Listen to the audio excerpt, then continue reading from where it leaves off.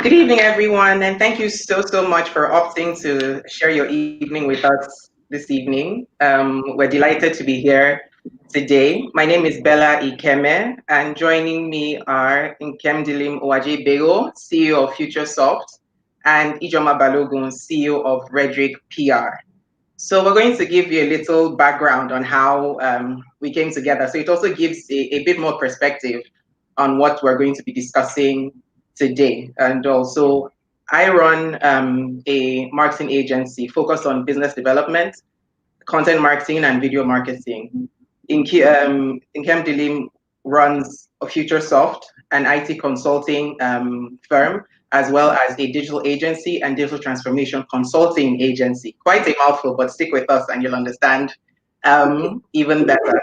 And then Ijeoma Balogun, we call her IJ, is CEO of Redrick PR, which is a PR consulting firm with a very keen focus on integrated PR. We know there are lots of terms we're going to be throwing out there today, but we promise you that we will not confuse you in any way, as well as a keen focus on CSR, which has come in pretty handy in 2020, or like I say, 2020. And all right, so how we came together was because I think it was about 8 or 9 years ago on a client's project.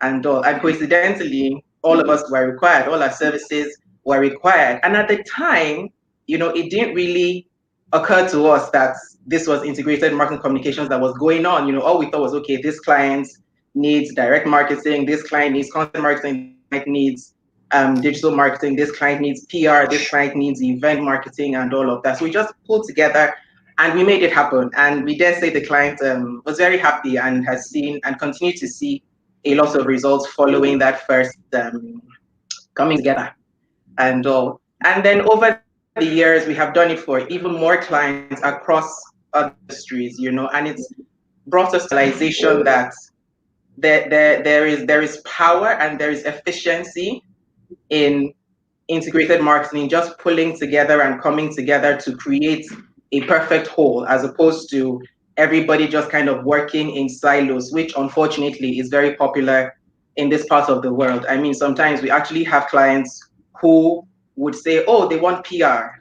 And then by the time IJ has a meeting with them, she's like, PR isn't really what you need, especially at this time. You need to do other things before you are ready for PR. Some people would go to Nkemdilim and be like, oh, I need a website, I need to social media, I need to email marketing. And they think they're sure about all the things that they need, but by the time she digs deeper, it's like, you need to do other things before this. There's no point working on just your social media or just working on paid online ads when you have one so in place, and the same with me as well, so we've worked together and done projects together over and over again. So we come to you today with not just we come to you today not just with textbook knowledge, but actual practical experience, of what it is to combine online and offline marketing. So I think, Nkem, any initial statements before we jump right into it? So I'm just excited to be here and to be able to talk about all our experiences today. I think that it's going to be really a very interesting session and filled with lots of nuggets. And I think this year, especially for digital, has been really exciting and sort of very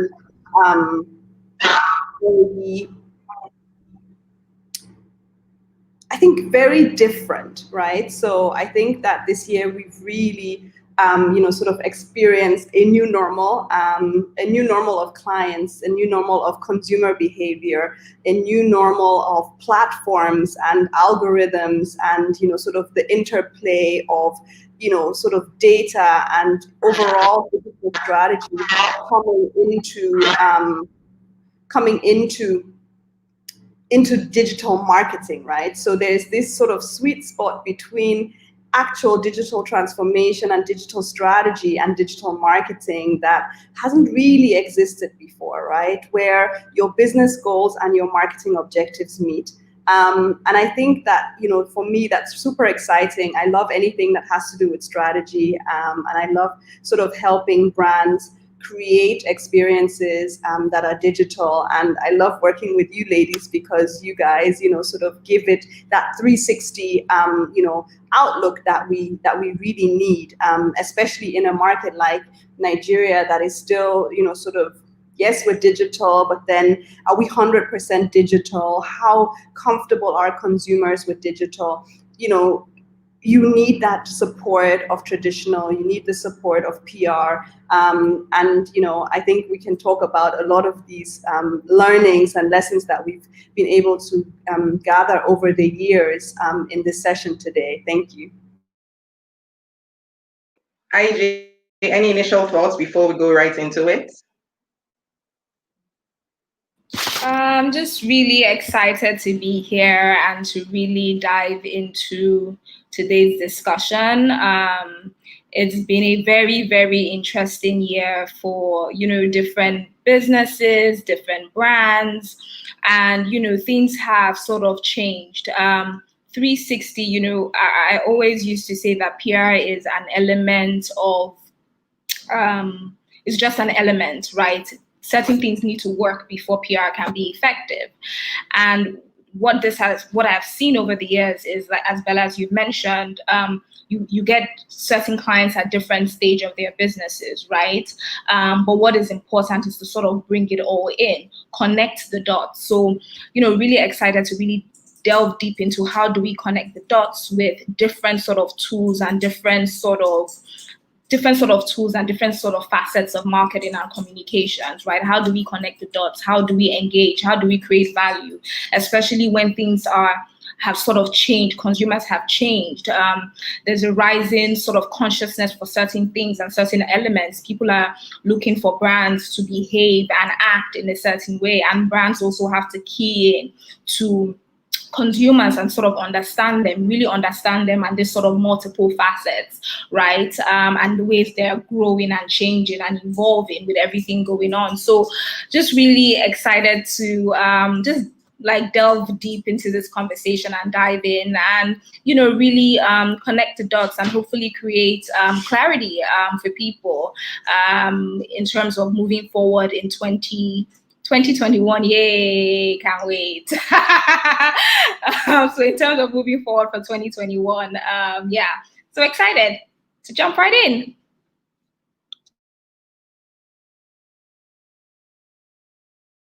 So we are going to go right into it. We're going to go right into it. Like the theme says, this is how to accelerate in the new normal, looking at strategies that were adopted in 2020 that worked, those that didn't, as well as trends and trend predictions, if you want that for 2021. So for me, when it comes to what worked and what didn't work, I think because there were some clear winners and there were some who were like in between, and then we're going to be nice and not talk about those who just failed woefully at marketing in 2020, because the pandemic was enough shock for a lot of people to deal with. And also, first would be you align your business objectives with your business goals, your marketing objective. That is the biggest, that's the foundation. That's where it all starts. Because what happens is people tend to treat marketing and even as a separate entity. Like, oh, okay, we're just on this side running our business. These comms guys and marketing guys come in time to time. And we're also seeing with some organizations that now have clear strategy departments, they now seem to be firm tuned with marketing objectives and then just trickling down information as and at when needed to marketing and communications. So but that is something that is not on, and it cannot continue, especially in 2021, because what is happening or what is going to happen in 2021 is brands have already lost a lot of momentum in 2020. So you have to hit the ground running in 2021. So a little example to shed more light on how you must align your business objectives. Say, for instance, in 2019, I'm going to pick revenue. as a business goal. You want to increase revenue by, say, 20%. So let's say in 2019, you made 10 million naira. Increase by 20% in 2020 is what? 20, my math now, that's 12 million naira. And then you want to increase it by another 25%. Let's just say, throw out number there, 15 million. How do you go from 12 million to 15 million? What are the elements that are going to help you move from 12 million to 15 million? Hopefully, in 2019 and 2020, you had a marketing strategy which you are working with. So you know, okay, what you did right, what you did that had an return on investment, which we call ROI, and those that didn't have as a positive. By the time you have to decide what portion of that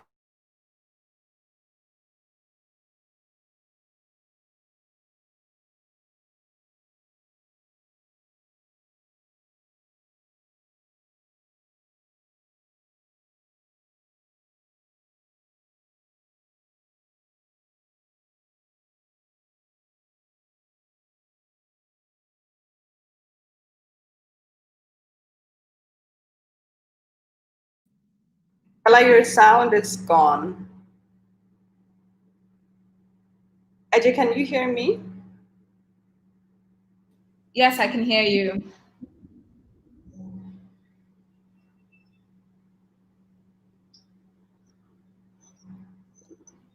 Okay, she's coming back. Can you try now, Bella? Mm-mm.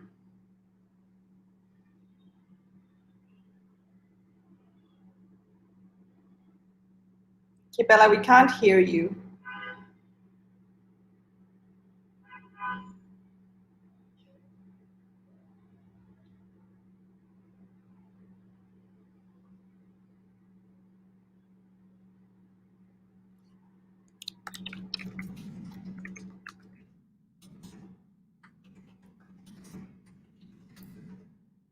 Okay, we're gonna try and bring Bella back.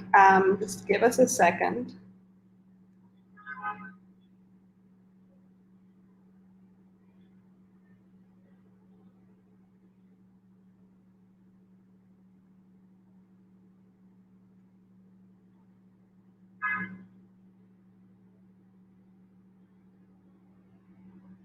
Okay, it says your mic is not connected, Bella. Oh, okay. Oh, so you guys didn't hear anything I said? No, now we can hear you again. So I think you need to start again.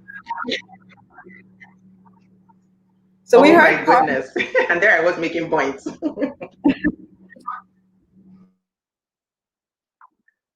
Okay, so I'll start all over again. Our apologies for the little hiccups. So like I was saying, we need to align your business goals with your marketing objectives. You cannot continue, if you've done it in the past, you can't continue to treat them as separate entities. You need to treat them as one and the same. Because what is happening is that sometimes people tend to treat their business operations and the key activities of the business as the main part of the business, forgetting that, especially in a year like 2020 and 2020, people need to understand what actually affects business operations, if that's where your main focus has been on. Because what that happens because of that is people tend to very quickly chop off the digital marketing budget, chop off the events marketing budget, chop off the PR budget, not realizing that even though you've reduced cost of business, you haven't increased revenue. So how then would you meet your revenue goals? And then next is something else that happened in 2020, which some did well and some others didn't do well, is being more creative. Creative brands able to pivot from one point to the other. We had businesses who were fashion designers and retail clothing brands, which turned to making and other PPE gear and all. So this was something that it was welcome, because at least it kept them in business, and then it kept good faith and were able to pay salaries. Because I'm sure Jill will speak to that when she comes on, is brands suffered a lot of bad press because they took a lot of decisions on the fly. They didn't think through a lot of decisions that were made, that they made during the time and all, But the thing is that when it comes to creativity, there's a limit to how creative you can be if you don't understand your target, because you're doing stuff that everybody else is doing. That's another thing that a lot of brands did in 2020. There was such a herd mentality. Everybody is doing webinars, and then hey, everyone and their cousin started doing webinars. Everybody is doing email marketing, and then all the brands started doing email marketing, forgetting that your brand is unique to you and unique to your target audience.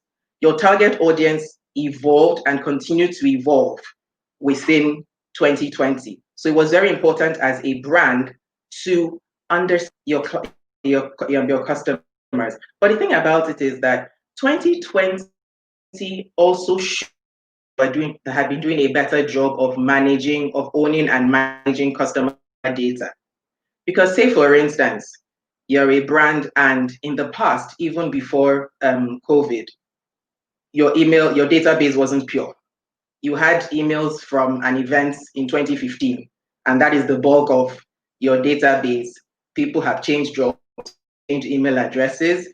People have left Yahoo to go to Gmail.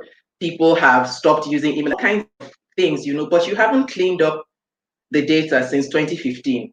And then 2020, all of a sudden, because you can no longer do direct interaction with your clients, you're now saying, oh, that's true. Everybody's doing email marketing. We must do email marketing and all. And that was how people did email marketing, which when it wasn't right for them. So something that's also led to that is people thinking that, oh, because everybody's doing email marketing, you have to do that. And it wasn't just marketing, it was in social media, it was even in cold calling, it was across board. And it came from a place of not knowing or having enough data or analyzing the data, if at all it had been accumulated before the time, and kind of like sieving through it and segmenting it properly before the pandemic and all 2020.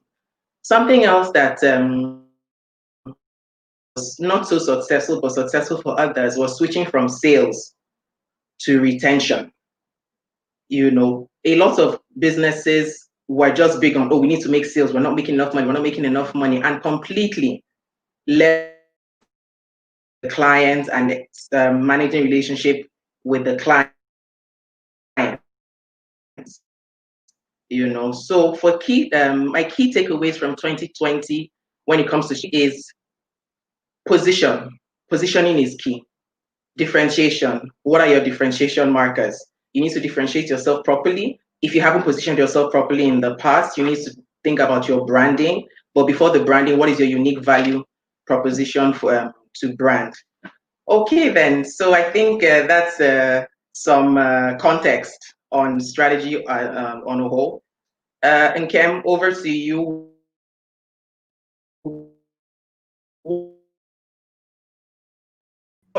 All right, thank you, Bella.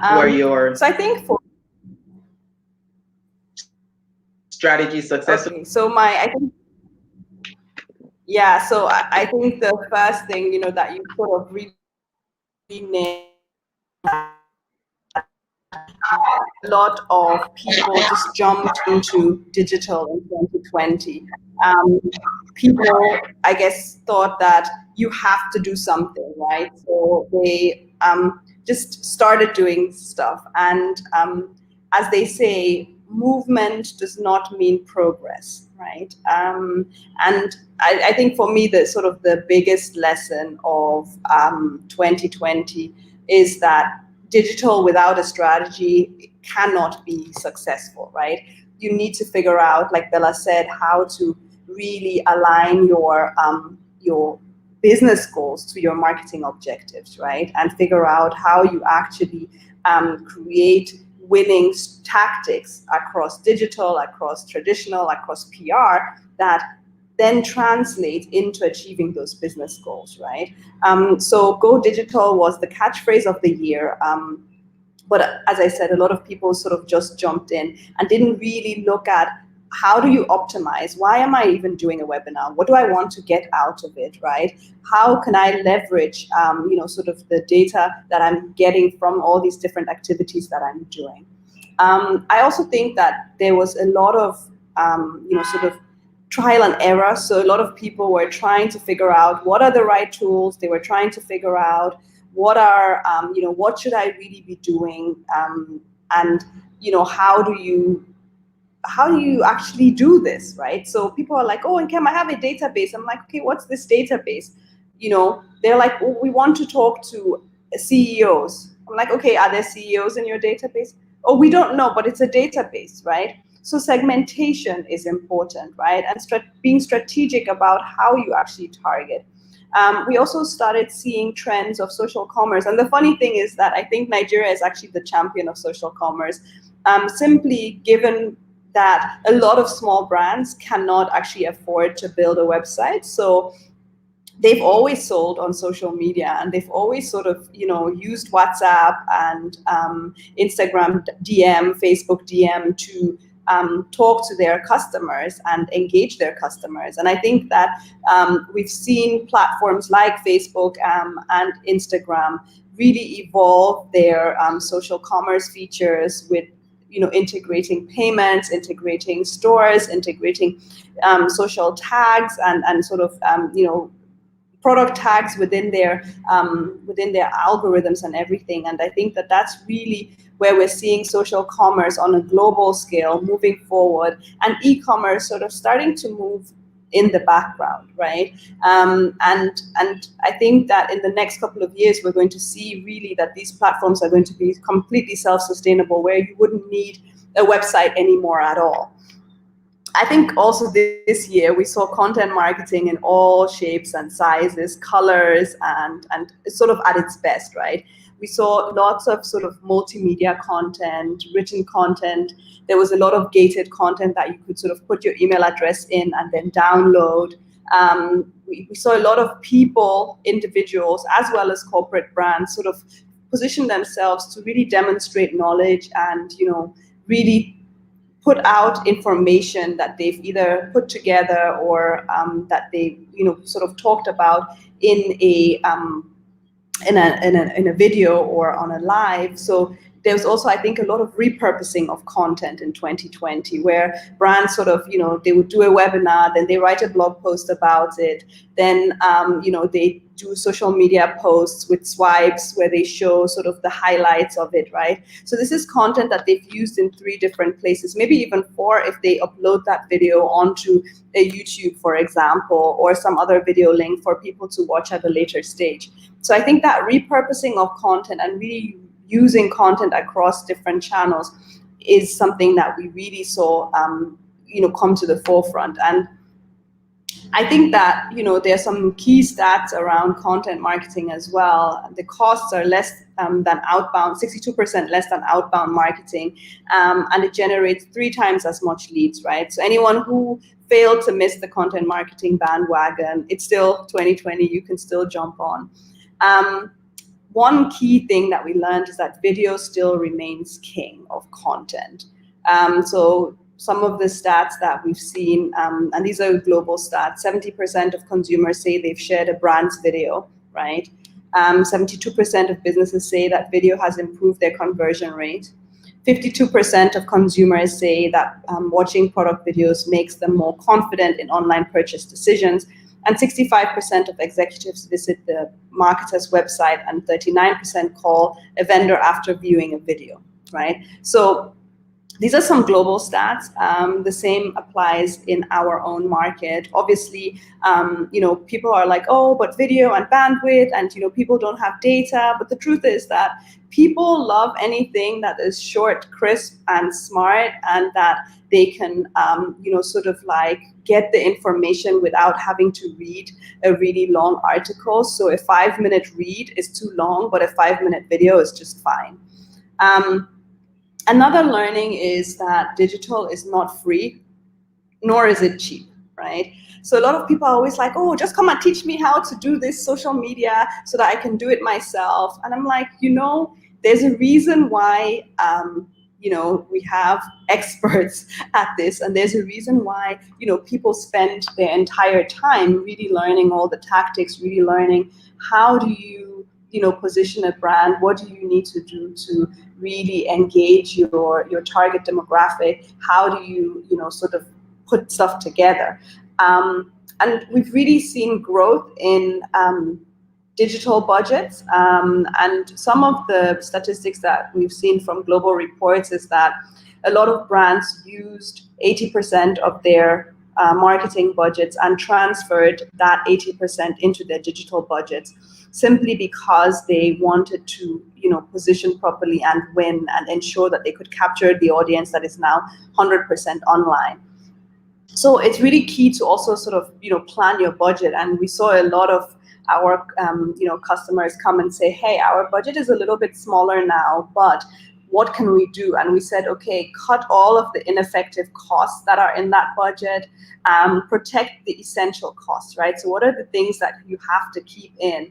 And then also, what are the costs that can create greater efficiency, that can increase your return on investment, that help with your customer acquisition, and also help with your customer lifetime value, right? So those are the things that you should be focusing on. And there are a couple of sort of key lessons that we can take from that. The first one is going digital without a strategy simply doesn't pay off, right? Finding your preferred content marketing channel is key, and then sticking to it and figuring out how do you repurpose that content that you've created, and how do you ensure that more and more people have access to that content as well.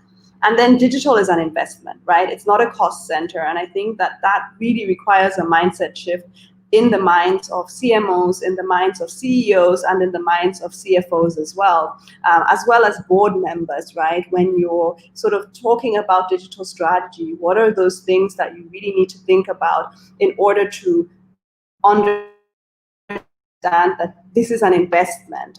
So for example, investing in content marketing. I was telling people that there was a piece that I wrote in 2018, and this year it got more views than it got combined in 2018 and 2019, simply because it was more relevant this year, right? It was a piece about why you should outsource your digital to an agency. And obviously now more and more people actually want to understand that. So the return on investment that we get from that is sort of ongoing, right? Because there are people who are inquiring about our services simply because they read that piece that was written 2 years ago, right? But it is still relevant today, and it's sort of like a gift that keeps on giving. So I think those for me are sort of key lessons and sort of the key learnings in when.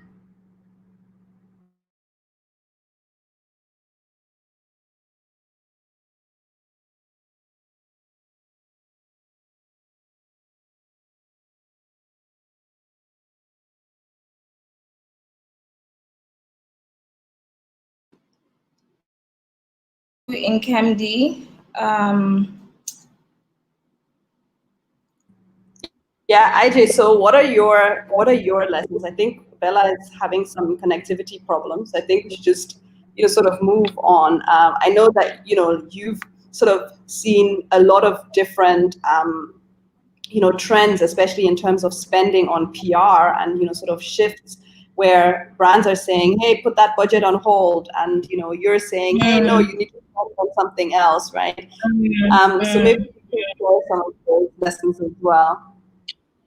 I think 2020 was such a unique year for so many sort of like industries, and I think from a PR perspective, one of the major key learnings this year was that brands need to lead with empathy, lead with their brand values. There needs to be a human face, a human connection. Businesses were under a massive microscope. People were kind of observing what they were doing, how they were reacting, how they were approaching business with everything that was going on. The pandemic came, a lot of people were hit, people were losing jobs. The forecast for the economy was doom and gloom. People paid more attention to businesses who, I guess, have all the money, right? What decisions were being made in these businesses, right? Who are the leaders behind these decisions, and what are they saying? You know, even in the UK, some clubs got under fire. You know, players had to sort of donate say they're not earning because businesses were under such a huge microscope. So lead with empathy. Empathy is like the order of the day. It's also about humanity, becoming more personable. People really want to connect with the people behind the business. They don't want an automatic, corporate jargon response. They are looking for businesses who they can connect with personally. Consumers want to see that businesses actually care. They want to see that these businesses actually really care, that they're just not throwing money at any and every initiative because they have the money to throw around, but that they care about the causes and, you know, the causes that they're saying that they're supporting, that they really care. You know, COVID-19 has been a baptism of fire for brand purpose, really putting commitments to the test because everybody was, you know, in a bad place. Society really needed businesses to sort of rise to the occasion. So we're now faced with consumers who are sort of more socially and environmentally conscious. They want to work with brands that, you know, and they want to work with brands. They also want to support brands that are thinking beyond themselves and really thinking about the community. How are they impacting their community? So take brands like Coca-Cola, for example. You know, in promoting COVID-19 safety measures, they decided that, you know what, we're going to socially distance the iconic Coca-Cola logo. So these are ways in which brands, you know, show their support and were authentic about it. Brands need to align with customer values in a way that is authentic and sustainable. Sustainability is key, right? Not doing something that you start today and tomorrow, when things are better, you move on from it. So it goes beyond year 2020, this year of COVID, this year of Black Lives Matter, and more relevant to us in Nigeria, this year of NSAS. This is now the new normal. Empathy is key. Another thing was CSR. CSR became a huge instrument to build brand equity and customer loyalty. The landscape completely, you know, changed, right? And what we saw was, you know, companies diverting their marketing funds to CSR initiatives this year. And, you know, and clients today are looking to, you know, connect with brands that they can endorse. You know, it's beyond a transaction. It's no longer about a transaction. It's no longer about sales. They want to know, what do you stand for? What are your brand values? How are you impacting your community? What does your community think about you? So CSR has become really, really important. And, you know, with CSR can be in alignment with, you know, your business sort of like strategy, your business goals, right? And that sweet spot is where you have that interaction between, you know, your business and your social and environmental returns and your social and environmental causes. And, you know, a key lesson for me and for what I noticed this year was that a CSR strategy must be authentic to the brand, right? It must really ring true to your brand. You have to sort of look deep in your brand values, look at your, you know, business objectives, really look at your own strengths, right?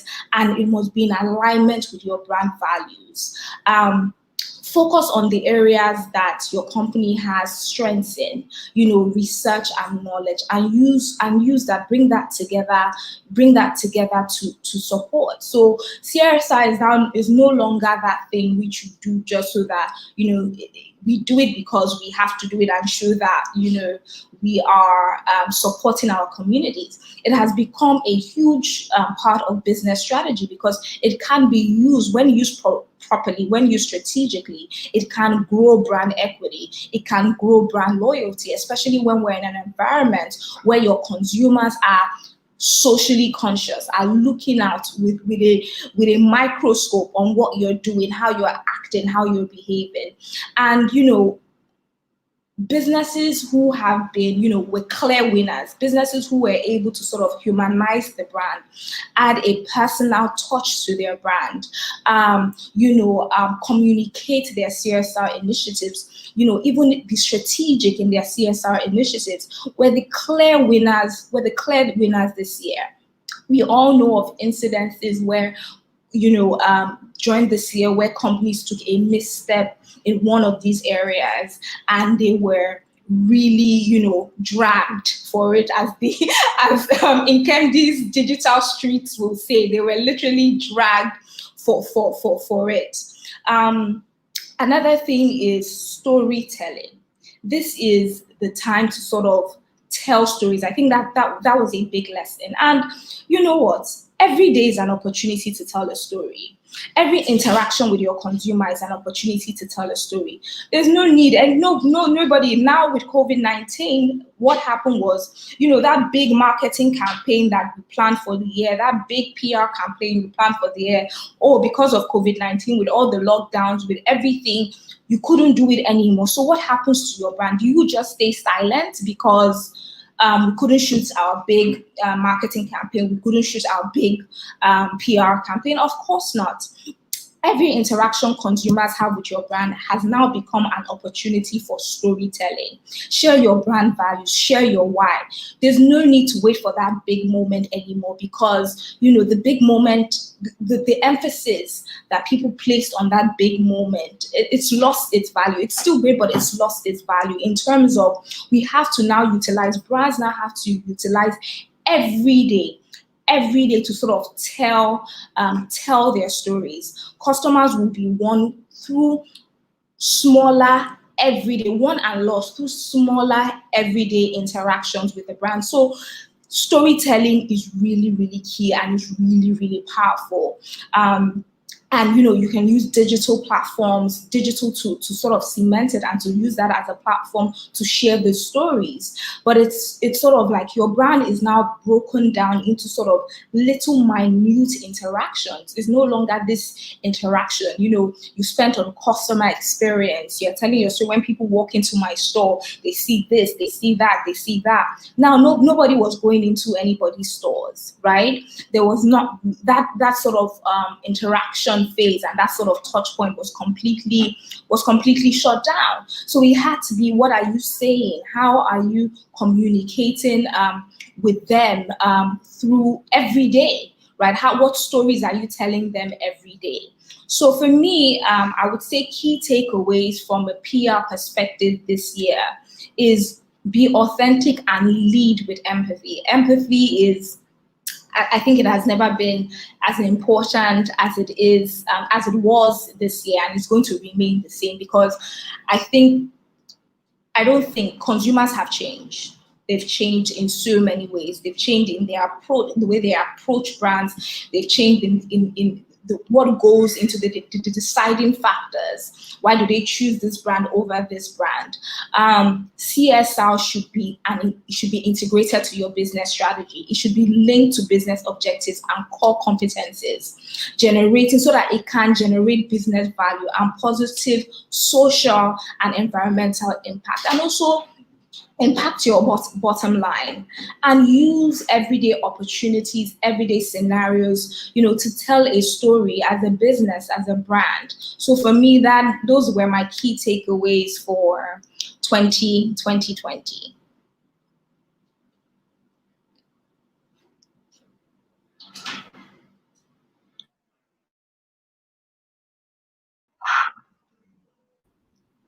Don't tell me I've been on mute all this while.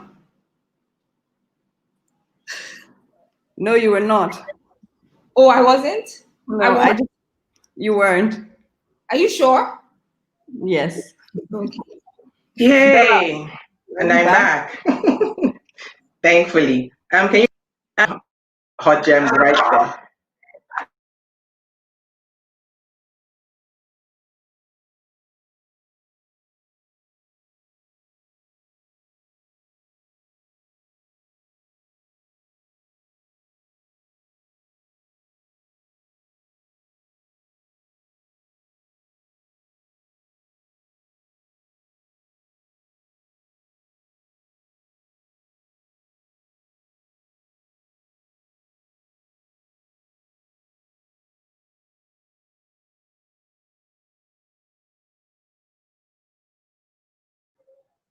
All right, I think we are having connection issues with Bella again.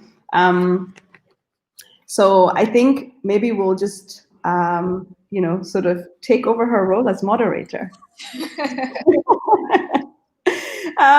Okay, so now, so I think 2020 was really interesting, and I feel like there's a turning point. I feel like, like in so many ways, we're pivoting into a new direction, and we're, sort of going into this new normal, right? And this sort of post-COVID era, right? With new consumer behavior, platforms that have really changed, and I think that 2021 is going to be a really significant year for brands.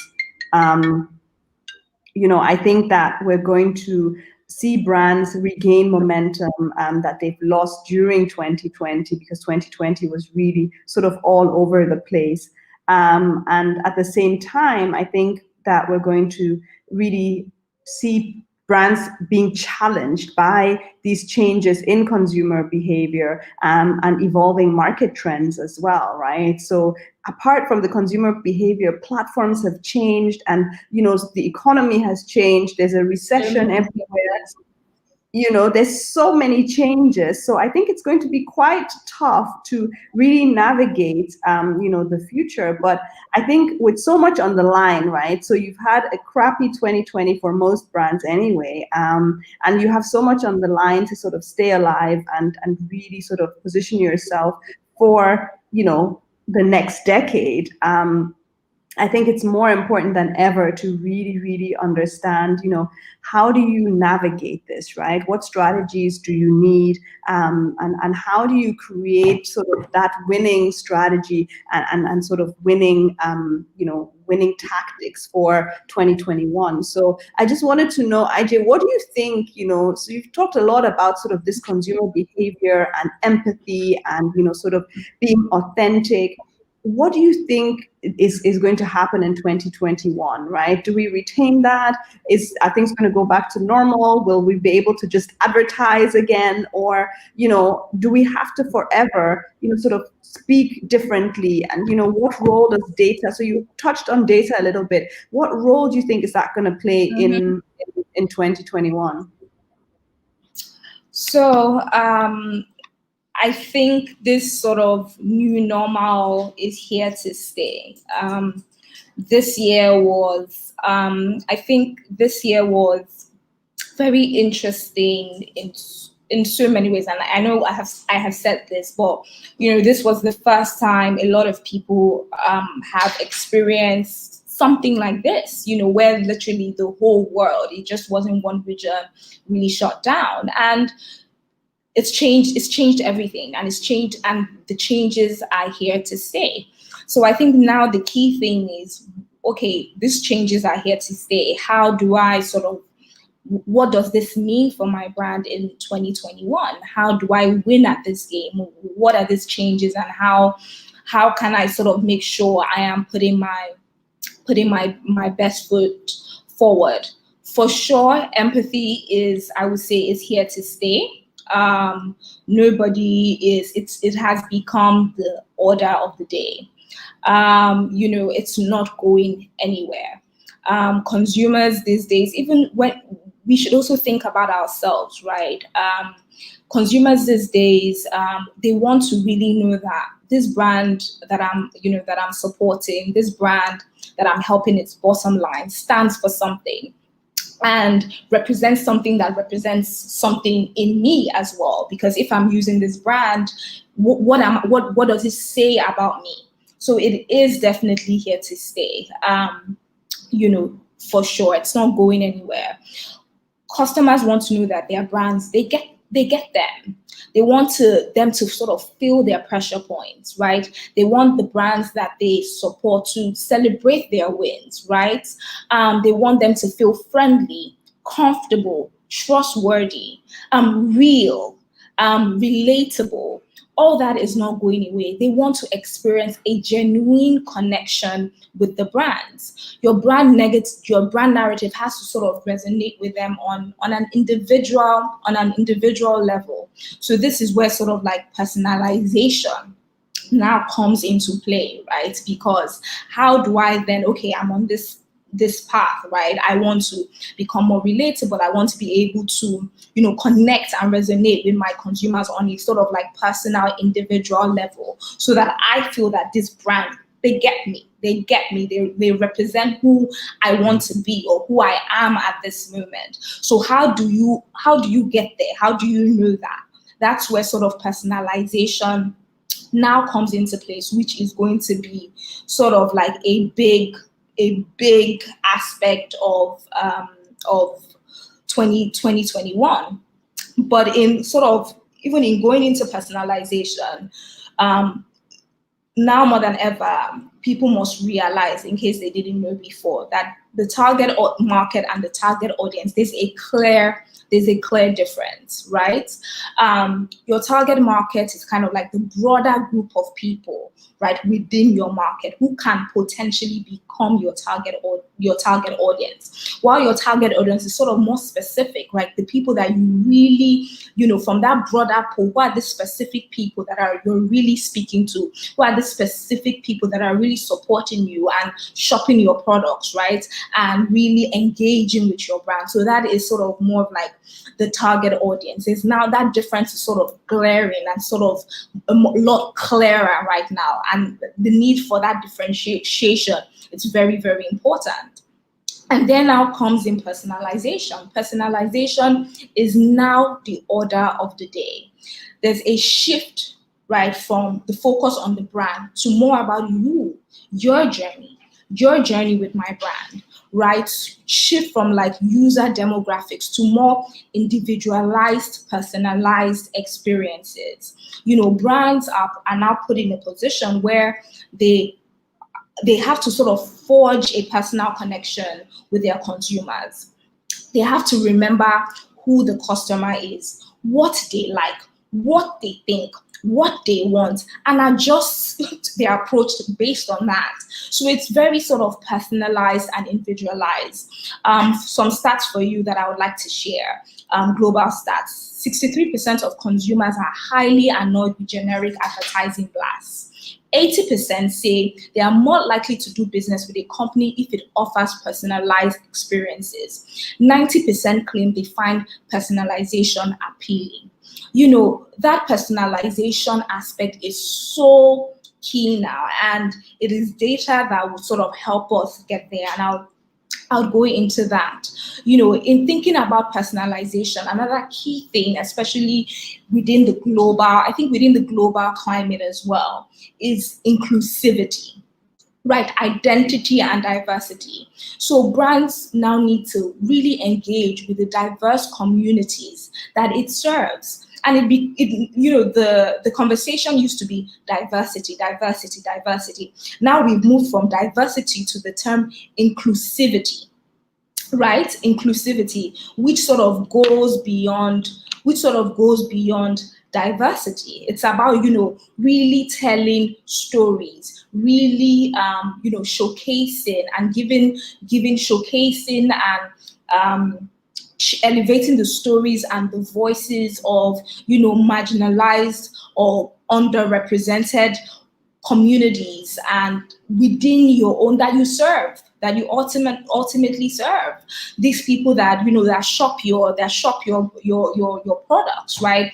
And it's become a very big sort of like conversation for brands, right? And then it needs to be sort of approached from an authentic point of view, an authentic perspective. No window dressing, very, very authentic. Now, what drives personalization? What makes personalization happen? How do I know what my consumer thinks, what they like, what they want at this point in time? It's all data.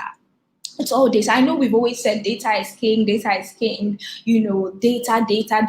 There's been talk of data for maybe like the past, I don't know, maybe 5 years.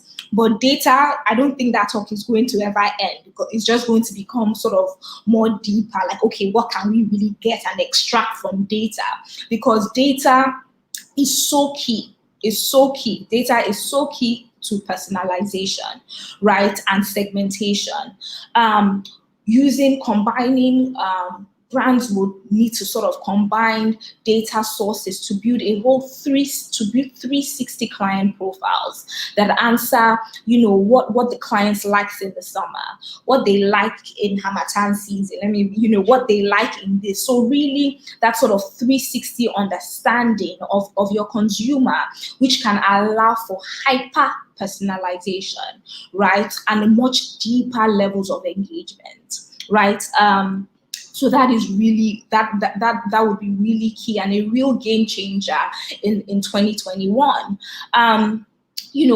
Data makes it easier for brands to sort of curate product recommendations, what to recommend to me at this point in time, what sort of content to push out, what sort of marketing messages, and to each individual's need. So you are able to literally tailor it to each individual. So it's now getting really, really from down to, okay, this, the target audience, okay, this demographic group, it's now gotten sort of down to like the individual, right?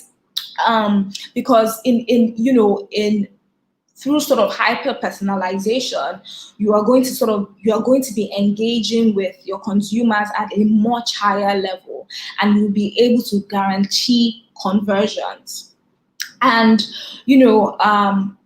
agility, data-driven targeting and segmentation is driven by agility. And what does agility mean? We hear, oh, agile marketing, oh, they're an agile firm. What does agility mean?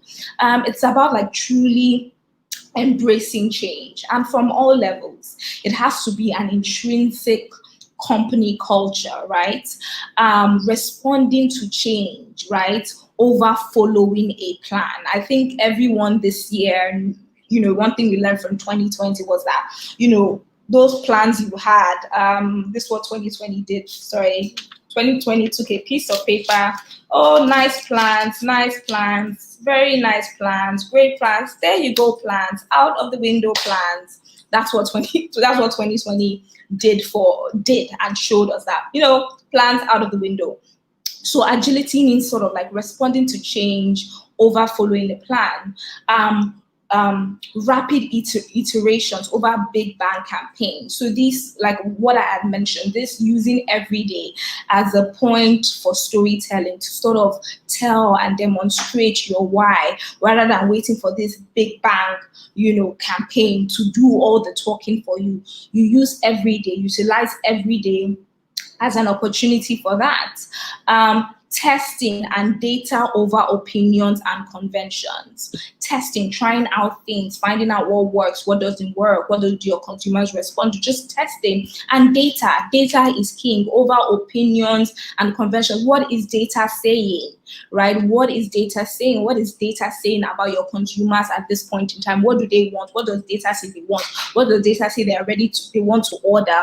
What does data say they are ready for? What does data say they like this season or they want this season? Data over conventions. Oh, Christmas, we usually do this for our consumers, or we do this. If it's not working and if they're not responding and they don't want that, do what 2020 did to our plans to those things. throw them out. Many small experiments over, a few large bets. So smaller experiments rather than making those sort of like huge, big bets. Individual interactions over one size fits all. So personalization, hyper personalization is so key, and is key to agility, and having like an agile sort of like marketing plan, PR plan, communications plan. Collaboration over silos and hierarchy. I think collaboration is so key. Another thing I would say for 2021, for a brand really want to win, or put their best foot forward, is we have to think about sustainability. Like I had mentioned earlier, is consumers are sort of, they think a little bit more, right? Before they put their pennies down. They want to know that the brands that they are associating themselves with, that they are supporting, stand for something. They stand for something, they do something, right? So social responsibility and authenticity are critical cornerstones of effective branding in 2021. In the wake of this pandemic has just made it so central, so central to your business and to your objectives and to your strategy. How are you impacting your community? And when I talk about community, it's gone beyond the outside community, right? It's now about your direct immediate community. What is your company culture, right? How do you treat your staff? What's the policy towards women and other minority groups? So it's now beyond just, okay, we do good CSR. What is the culture within your firm?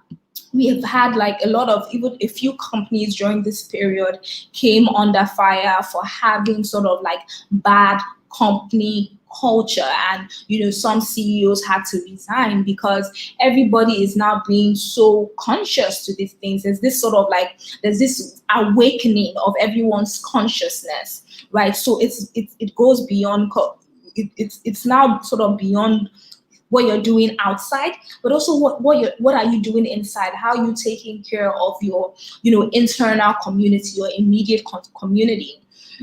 Consumers want to know you care, and you have to show them that you care. You can no longer sit on the sidelines, right, and say, oh, I'm just going to allow that big, I'm a small company, I'm just going to allow that big company do it, while I just mind my business. Everyone kind of has to show in some way that they care. And now I would say, the last thing I would mention this evening is there's a new sort of like customer base, the Gen Zs. The first Gen Zs are they are 18, and first generation Gen Zs, and brands need to be ready to engage them. You as a brand, it's always important that you have an eye into the future, and you start thinking of strategic ways to sort of capture the next generation of consumers now, right? Do not neglect them. Seek their engagement points. Seek points of connection and interaction, and start forging a relationship with them. Start somewhere, but they can't be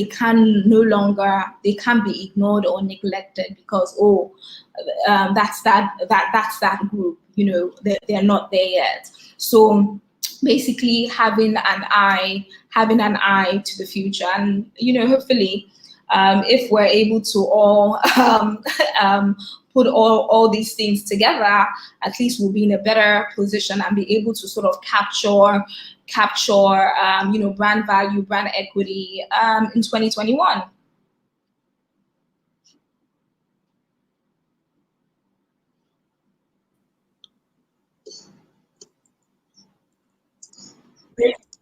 Thank you so much, Ijeoma. That was a lot you packed into those minutes. So, and I particularly like what you said about people wanting to identify with the brands, so there's yet another buzz phrase going on now, which is the identity economy. And this is a buzz phrase globally, and that is that people want to know that the brands identify with them in their unique position, in their unique state. And like I've been saying to my clients over the last couple of months is take your clients the way they are, in the state they are in front of you. Don't try to change them just because it might be more convenient or cheaper or anything like that. Take them the way they are now and deal with them in that way, which takes us to the fact that psychographics, demographics, you have to understand what are the customers' aspirations, what are they trying to achieve, how are they trying to achieve it. And essentially, even though it seems like customers are evolving and tastes are changing and all of that, but one thing is sure, you have to be the bridge from where they are now to where they want to be. They really don't care how you do it. Just make sure in whatever you do that you are that bridge from between where they are now and where they want to be. So Nkem, let's hear your predictions for 2021. Okay, so I think 2021 is going to be really, really interesting. And I have one word, which is customer experience. And that is really where the investments need to be made, right? So I think brands, like Ijeoma said, right, there's a lot of personalization that has to happen, and I think that brands have to really focus on how do you customize your customer communication and customer experiences based on their preferences, their interests, and their behaviors, right? So this is really that personalization, but this is more sort of digging into the how do you actually go about that, right? So we've all heard contactless in 2020, right? But I think that not all brands have really understood how to start really building these contactless customer experiences. And I think digital will definitely play the most prominent role in that. Where you suddenly start having digital storefronts. And we've already seen this, right? So recently, the Lagos Leather Fair, for example, was completely virtual, right? And it was an amazing experience, and I think that we're going to see more of those type of experiences. And this means that as a brand, you're able to, first of all, participate in global fairs, right? Because all the fairs now have virtual components as well, without actually having to leave the country. So investments in terms of how you can enter new markets will be much, much smaller, right? But it also means that you really need to think about how do you sell, right? Even to your local consumers. So you need to think about, how do you integrate things like live video streams, right? So especially in the Asian market, we've seen that live video has become sort of the order of the day, right? Where all the e-commerce websites now have live streams integrated and work with influencers who do these live streams and really talk about the products. And you have millions of people tuned in, watching and wanting to understand a face cream or, a lipstick or whatever it is, right? And then you can do product demos on your live stream. You can do Q&As on your live stream and really explain, sort of like your products and how they work and who they're for, right? So that allows people to connect with you much closer, right? I also think that virtual reality, augmented reality, and extended reality are going to, really, so they've always been there, but we've seen a couple of things happen in the industry, right? Number one, Facebook has really, taken augmented reality more serious by creating a new augmented reality studio within Facebook, and they also have started doing a lot of trainings for developers around augmented reality. Snapchat has announced a $3.5 million AR creator fund to help power the next stage of augmented reality. So if those are not indicators that augmented reality is here to stay and that, we really need to start investing in it, right? And I think when we think about it from an African perspective, right? I think we need to think about where do we get the talent from that is going to build this, right? So who are the creators going to be? And then also, what type of experiences are we going to create with this augmented reality? And, I think that there's some really amazing experiences. For example, IKEA has a really great experience where you can move furniture in your own space and see how it looks. And I think we're going to see more and more of those type of apps. I also think that, I spoke about, sort of AI and chatbots a little bit, but I think that this is going to really move to center stage, where AI and chatbots will take over sort of very basic customer communication. They will take over product recommendations, right? And we're seeing this with, beauty sites, for example, where you can put in, like it will ask you questions. Do you have oily skin? Do you have black hair? Do you have red hair? And then it says, okay, this is the shampoo you should use. This is the lipstick you should use. And this is what's going to fit, your skin, and make sure that, you're acne free or whatever it is, right? And I think we're going to see more of those type of product recommendations. And I think that consumer brands really have to start thinking about how do you embed that into your own experiences. I also think in terms of content creation, we're going to see a lot more content creation that is driven by AI and that is driven by, by artificial intelligence. Just recently, Bella and I discovered a copywriting software that is fully powered by AI. So you can put in a phrase, let's say digital marketing agency, and it comes up with ideas of what you can post on your social media channels simply by you putting in some keywords, right? How amazing is that?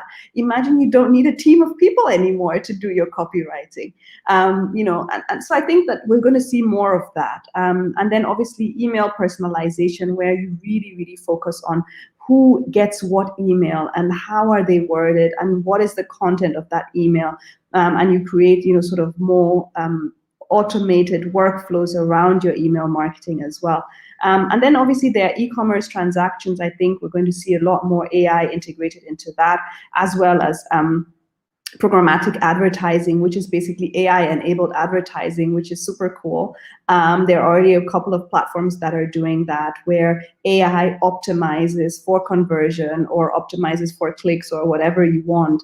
And then obviously semantic search, where the search is not just the actual search term, but sort of searches context, right? So where you can search pictures and you can search, sort of audio and multimedia, and you can really go deep into the context. And there's some really interesting statistics, around AI. So 60% of companies will be using artificial intelligence for driving digital revenue by 2020. So 2020 is almost done, and 97% of mobile users are already using AI-powered voice assistants. So if you're like my son who loves speaking to Siri, then you're one of those people. 71% of B2B marketers are interested in using AI for personalization. Right, so that's exactly what IJ was talking about, right? 2 out of 3 consumers are already using AI without even knowing it, right? So you may be chatting to what you think is a live chat, but a lot of the time it's actually a chatbot. And AI is going to grow into $190 billion business by 2025, right? So anyone who, is already thinking about AI, this is the time to jump in and really, sort of harness the advantage of getting in early. And I think another thing that, we have to do when we talk about our customer experience and sort of enhancing the customer experience is really auditing that customer experience, over and over again, right? So it's not enough to sort of say, this is my customer journey and this is how things are going to go. It's really about taking stock of that customer journey over and over again, looking at where are my buying objections? Where are people dropping off? Why are they dropping off at this stage of my funnel, right? Why can't I retain customers? Why can't I convert them again? Why can't they become people who actually recommend? So I think that, that also goes back to, sort of that engagement and, sort of those smaller touch points that IJ talked about, where you really need to sort of catch the customer now, right? So if you're on social media and a customer sort of sends you a message and says, oh, how much is this product? And you respond in 3 days, that customer has bought that product by then, right? And I think we're going to see more instant purchases. We're going to see more instant decision makings, right? Because a lot of the time, it's actually not an instant decision. Actually, that customer has been seeing, and comparing products and really researching products. And, when they see your product, it may be in an ad, it may be in a post, it may be in a video, but that is when they've actually made up their mind to buy already, right? But if you're not ready at that point, then you're going to lose that customer. So businesses really have to be available across board, around the clock, and across the spectrum of channels, and we really need to see brands communicate with customers on the channels that they prefer the most, right? So today, for example, I was engaging with a brand that I have been trying to return something to for like 3 weeks. And, they put up this post on their Instagram saying, oh, if you have any service issues and you have any complaints or inquiries, please email this email address. I'm like, I emailed you 3 weeks ago. They were like, oh, sorry, what is your name? And this and that. Then they send me, a message back. And I had also sent them a DM. I had also sent them a WhatsApp. I hate phone calls, so I didn't call them. And the product wasn't that expensive. So I thought, okay, well, if they're not going to respond, then I'm just going to keep it the way it is, right? Even if I didn't want it that way. And then they say to me, well, we don't do WhatsApp and we don't do DM. And I'm like, okay, who calls the shots here, right? You're not going to have customers for a long time if you are not ready to actually engage on the channels that your customers prefer, right? So really customizing that experience, and then also humanizing your brand, right? Showing that little happy dance you do when orders come in, giving your brand a face. And this face doesn't have to be the face of the CEO, right? It can be the face of team members. What we're seeing a lot more now is community managers within organizations who really take center stage to manage the communication of that brand. And then you get newsletters from Nathan from Buffer and from Somi from Rhetoric, for example, right? And these are then official communications that are being sent on behalf of the company.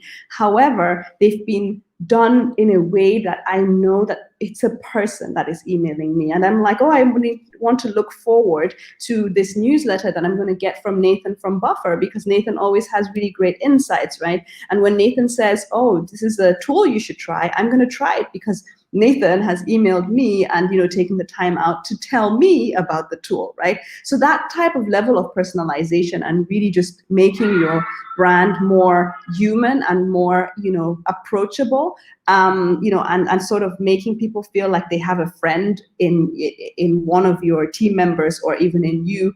I think those are things that that brands really need to sort of figure out in 2021. So I think those are really, the key things. And then obviously real-time customer service, right? Don't wait 3 weeks to answer my email after I've stalked you on all channels and sent you a post that you say you're doing customer service. So I think that's it for me. So Bella, your connection has been unfortunately not so great. So I think hopefully it will be good now, because we'd love to hear, sort of like your own recommendations for, 2021 and what you think, brands should really be focusing on. First of all, can you hear me now? Yay, fantastic. So I think I'm going to start from something you said, and I think Ije even alluded to it at some point, which is that you need to be authentic. We cannot overemphasize why you need to be authentic. So for instance, even with video marketing and creating videos, brands who have been doing video marketing even before everybody went virtual and had to discover ways to keep in contact with their customers in creative ways, was that the more real the videos look, the better they do. So what am I saying? All those videos where everybody's looking all nice and glossy, every hair in place, perfect lighting and all of that, even though they were expensive and were great investments at the time or at the beginning, we're finding more and more that people just want those gritty videos. Show them what you look like on a Tuesday afternoon at 3 p.m. There can't be many people who look all put together with every hair in place at 3 p.m. on a Tuesday afternoon. So show those videos. So even with the videos, so with videos as well, you don't need to wait for a cameraman and all of that. Hello, use your phone. If Beyonce could shoot an entire video with her phone, then by all means use your phone, upload it, let people see what you look like, how you think, how you talk. So that's definitely something brands can jump on immediately, because there's not a lot of investment upfront. So I know we've talked about a lot of things that sound like they're heavy investments, but when it comes to video marketing, it doesn't have to be a heavy video investment. It's more about the strategy behind it and what you want to achieve with the videos than the actual heavy investments if you want to go that route. And then something very important as a prediction for 2021 is it's a marathon, not a sprint. When I say that, it is that you need to think about it as it's a long-term game. You're playing the long game. After 2020, you simply cannot play the short game. What you can do and what we advise is have a long-term outlook, but be nimble. Be nimble enough so that your strategy accommodates short-term deliverables. So for instance, like I said at the beginning, I don't know if you guys heard that part when I was talking about aligning your business goals with your marketing objectives. If you're trying to increase orders, for instance, and it's a short term based on maybe a sale you have, I don't know, maybe you have a sale in March. What you want to start to do is your strategy has to accommodate the fact that come March, there will be a sale. So what you want to do with your PR, your digital, your event marketing and all of that is begin to push people down the funnel so that guess what? Come March, they are ready to buy. They are ready to shop. And not maybe 2 days or 3 days before, you're sending frantic emails and frantic text messages and WhatsApp messages and DMs and all kinds of things to get people into the store, or or if it's a discount you're giving, or to convert. Something else that is going to take center stage in 2021, new job functions. And this is something we all need to think about. There are all kinds of job functions coming up. And this kind of like, for you to even know the job functions, the roles you want to fill, you have to have taken proper stock. So founders in the house, CEOs in the house, chief marketing officers in the house, you need to look at your team based on your strategy. Remember that P in marketing, the P of people? That P becomes very important. And now there's another P, the P of processes. So you need to marry the processes and the people. What is your team missing? So you develop a strategy and you see from the strategy that, hey, come 2021, email marketing is important. Do you have the manpower? Do you have the resources? And this isn't just about within the organization, because for me, I really don't care if you're doing everything in-house, if you're completely outsourcing, or if it's a blend of both. But as the person who is accountable and responsible, you need to take charge of the situation. No, okay, if we're going to do email marketing in-house, maybe apparently there's a new role now, email marketing manager. Go figure. Now we know why certain global brands are able to send us those kind of kick-ass emails that they send us that are so effective. They have email marketing managers. And then, like Ikeme mentioned at some point, community managers. That is a bit more common, because now people are seeing that it's not just about being present and just posting.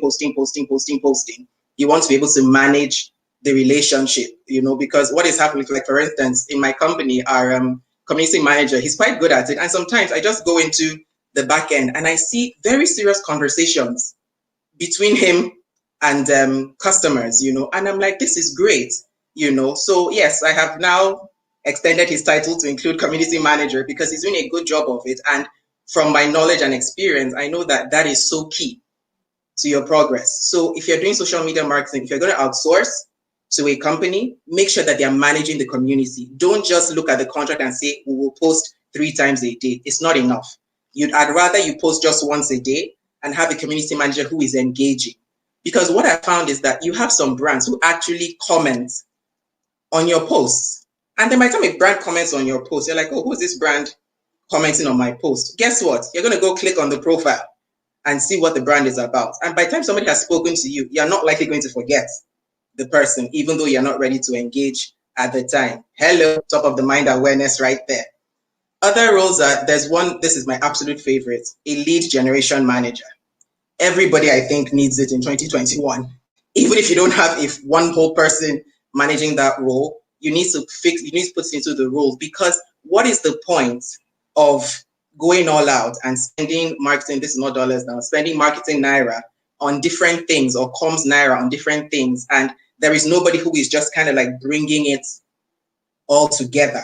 And also a lead generation manager is important. Some companies are calling it a marketing operations manager. So part of the functions of this marketing operations manager or lead generation manager is to look at the different channels. Okay, social media, what has social media done for us lately? What has email marketing done for us lately? In Q2 or Q3, do we reduce the budget or do we increase the budget of one over the other? Just like Nkem said at the beginning, I think it was when she was talking about strategies for 2020. Anything that is not efficient, cut it out. Anything that's delivering results, bump up the budget. And you have to keep almost like playing that whole kind of chess game, because if not, you get to the end of the year and you're stuck with a channel that didn't do much.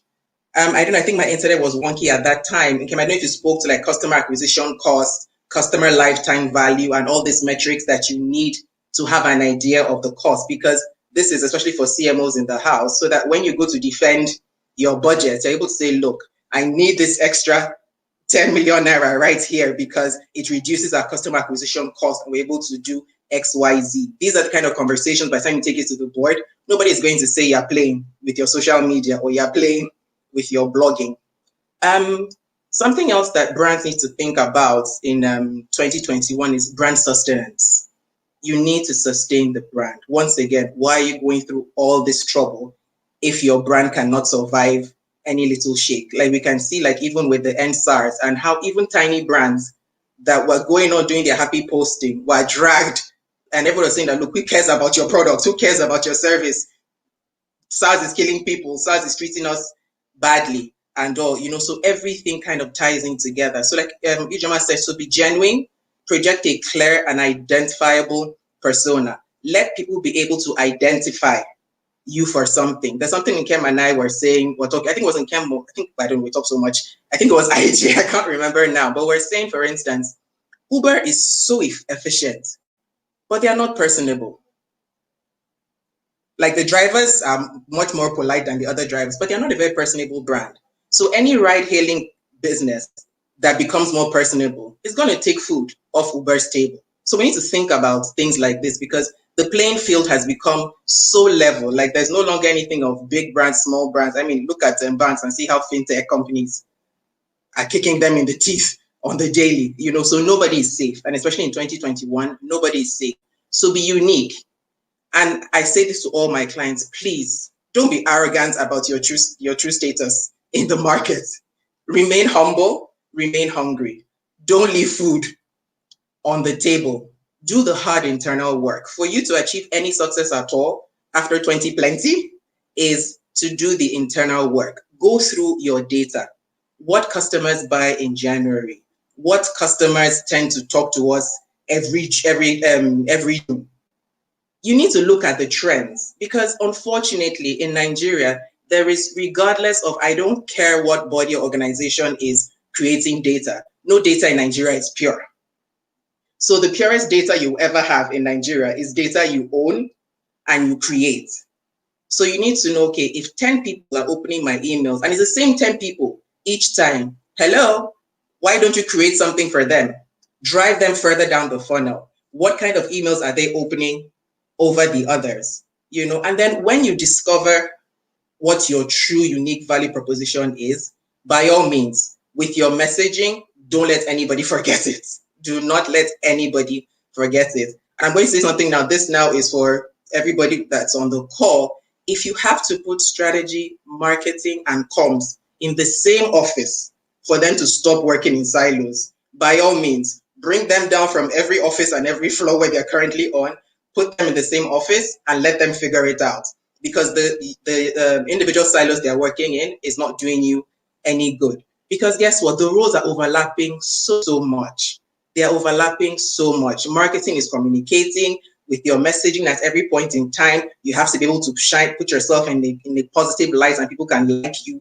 So the roles are blurred. I mean, don't get me started on the whole above the line, below the line, which is why we said, through the line. We're just going to go through the line directly to the customer, who is the most important person in all of this. And then offer value. in 2021, offer value, over promise, over deliver. Everybody's hungry in 2021. If you are caught slacking, you will be caught dying. And then I think lastly, what I would say is we've talked a lot about online channels, offline channels. We've talked about tactics. We've talked about tools. We've talked about processes and all of that. And it brings us to integrated marketing communications. That is key in 2021. You need to be able to pull all the strategies and all the tactics. So for instance, if you're trying to reach brand awareness, you need to pull digital. Digital will get you the numbers to at least know that you exist. Traditional direct marketing will get you interactions, FaceTime, picking up the phone, following up. Did you get our email? Do you know what our social media handles are? There was one time my friend was telling me she had been sending messages to a particular social media handle, not knowing that I think she left out, I think, an underscore or something. I know because, I mean, there are how many billion people on the planet. So, of course, there are lots of handles that are similar. You know, and she had been sending I think she was sending something in Indonesia or somewhere. And she was like, when she responded, and she had to translate what they responded. She was like, no, definitely not. Like, you're not the person I'm talking to. And first of all, she blocked them and then went and looked at the card she had received at an event. I was like, oh, my bad. I'm the one who didn't put the underscore and all, you know. So with integrated marketing communications, it's everything. You combine online, you combine offline. And like I was saying, for back to the brand awareness conversation, reputation management. What is the point of creating a brand if a little ripple brings you crashing down? So that's where reputation management comes in. And you can do things as basic, even before you bring in the big guns like IJ, things as basic as having Google alerts on the name of your company and the name of your top executives. And that's another thing, you know, with integrated marketing communications. Now, it's not just about the brand, the business organization itself, it's about the individuals within the organization. So this is no longer the time where it's just the CEO that's the shining star. Every organization has to create lots of shining stars. Because what is happening is that because of the whole diversion and inclusivity that is going on, people might not touch you, no matter how wonderful you are, but just because you have maybe even an albino on your board, or you have an albino in your management team, people are like, oh, okay, I can relate to this kind of brand because, okay, I can see myself within the organization. Because think about it, the entire diversity and inclusivity conversation, how did it start? You want people to be able to relate to people that they see. Enter Kamala Harris, you know, just to buttress that point. So by all means, people look at it critically. And even though you must do like that, you can't choose to do just online or just offline. Let it all come together. Let it all come together. It's critical that it comes together. I know we've spoken a lot, the different tools and tactics that could be used, but at the end of the day, do what is unique to you and what works for you. Social media, for instance, why must you stretch yourself across 3 channels when you can't even be fully present in one? My advice, pick one. Kill it, first of all, and then extend to the other ones. Because something people do is that individual brands can get away with just sharing from one channel to the other. But as a corporate brand, it's such lazy work. Because how are you so sure that people who are following you on Instagram aren't following you on Facebook and Twitter as well? And then everywhere they see you, they're saying the same thing. In this case, there's nothing nice about monotony in this instance. You know, so I think we have a couple of questions. Can we have a couple of questions? Can we round this up? So there are a couple of questions. So Adaku asks about giveaways. So she says, on social media these days, you tend to see a lot of requests for giveaways. Do you think that's a good strategy to incorporate in an overall marketing strategy going into 2021?